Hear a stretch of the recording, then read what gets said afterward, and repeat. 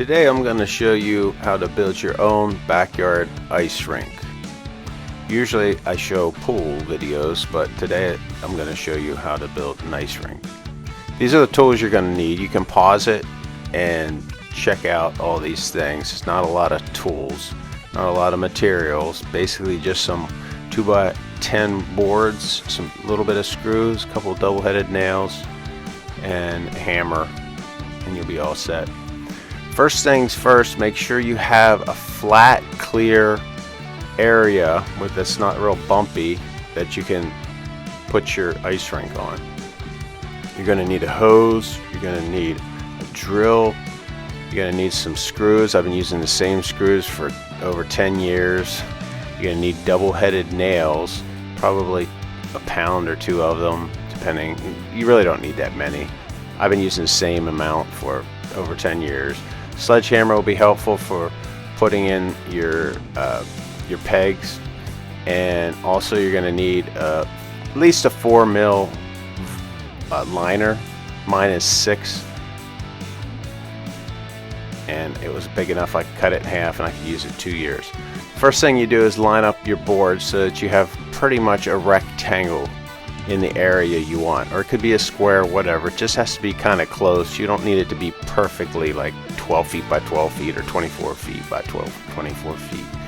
It just has to be close.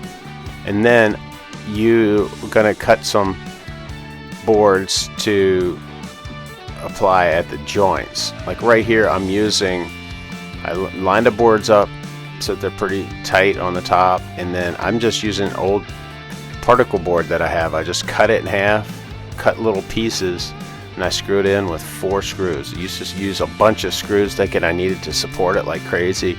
You just need to put 2 screws in each one. You're just trying to keep the board together.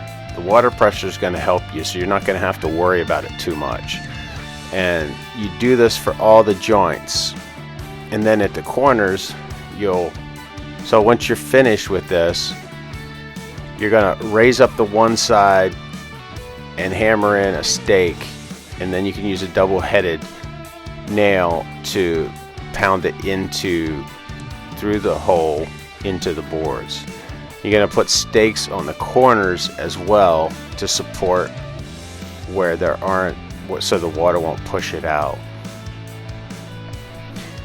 And also, this is where you're going to connect the boards at the corners with the double-headed nails. Double-headed nails so that you can take it out easily at the end of the year. There you could see I have a spike without even any nails in it. This one has double-headed nails in it. You got to make sure that the nails and the screws don't go so far through that they protrude to the inside, or you'll have a hole in your liner.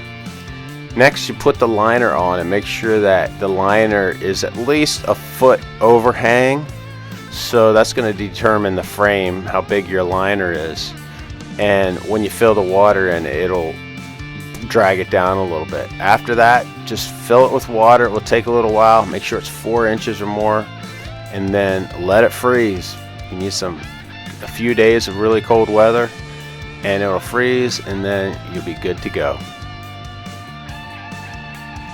Hope you enjoyed this video. Be sure to subscribe, and if you have an EasySet pool, you can check my videos for that.